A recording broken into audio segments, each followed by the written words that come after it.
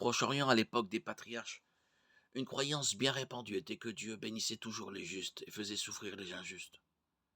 Le livre de Job est une polémique contre cette théologie et un recentrage du point de vue de l'homme sur la justice de Dieu. Nous devons comprendre que Dieu ne se limite pas à utiliser la souffrance comme moyen de rétribution.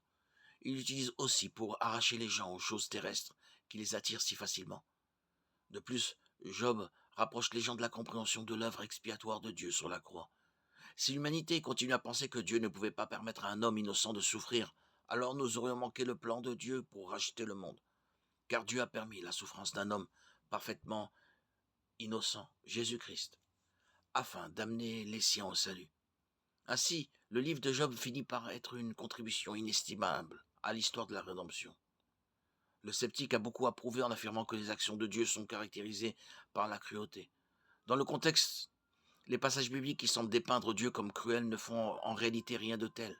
En fait, avec une bonne compréhension des Écritures, nous voyons que les actions de Dieu sont toujours motivées par son caractère saint et parfait et sont en cohérence avec ce dernier.